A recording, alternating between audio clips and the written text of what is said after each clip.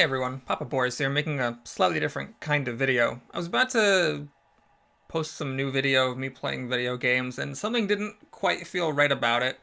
So I wanted to post this because, as you may know, there's a whole bunch of shit happening in America, and my channel has never really been about politics. But, that's kind of the problem, is that we have this category in American life, politics, and as long as something gets labeled with the politics tag, then you're allowed to have any odious opinion that you want to, and it's like no one's allowed to disagree with you, or if they do disagree, like, oh, it's just politics, let's disagree. And it's like, no, facts are not politics. You can disagree as to whether a carbon tax is the right way to curb emissions.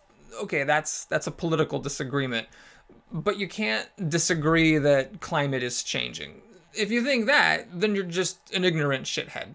And we can disagree maybe about what to do about the police, and that could be politics. But if you disagree that racism is real, then you're an ignorant shithead. And that's just a fact that you need to be called out on. And if you want to keep living with that fact, then everybody else can and should make you feel as uncomfortable about it as humanly possible for the entirety of your life. So if you're uncomfortable about this video, you cannot hit the unsubscribe button fast enough as far as I'm concerned.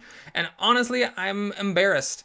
It's not like a white guilt sort of thing for me, but just the fact that, for 3 decades, I've lived basically a race optional life, not having to care about race unless I felt like it. And on the rare occasions where I was exposed to any kind of writing or speaking about race, my reaction was basically like, oh, well, this person's overanalyzing, or they're thinking too much about this thing. I mean, who cares if some white person thought you looked like a black actor that you don't look like? I mean, don't black people think white people all look the same? And then I would just dismiss it, and then I would move on.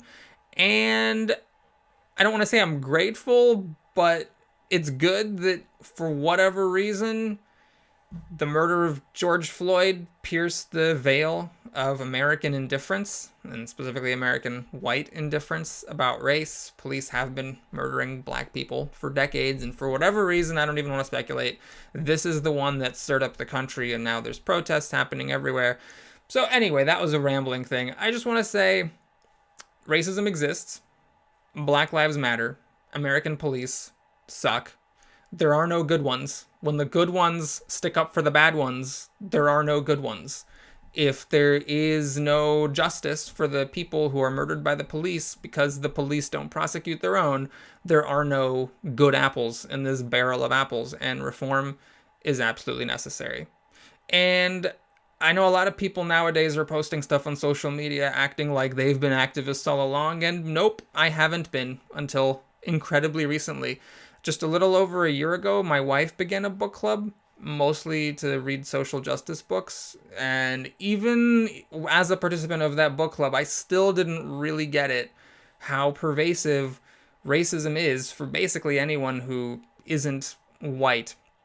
So I can't recommend too many books or anything, or really speak on the subject with any kind of authority, but recently I did read Me and White Supremacy by Layla Saad, and I think it's a great book if you're someone like me and you're just wanting to be an anti-racist but don't know quite where to start. That book doesn't go super in-depth into anything, but it touches on everything. It introduces basically all the terms that you'd want to know if you are going to start doing anti-racism work, at the very least on yourself, if not with the outside world. And the first book that we read in book club, although it was written by a white person, I still recommend The Color of Law. If you're like a logically minded analytical person like me who really wants just like the evidence to prove beyond any doubt that certain stuff exists, that book lays out, using incredibly simple facts and totally unassailable logic, that segregation and income suppression was not just the result of individual white people being racist dicks, but the result of government policy at the federal, state, and local levels. It was the American government that created segregation, and in many cases reversed integration that had happened after the Civil War. And I think that's a great book to read. Again, that's called The Color of Law.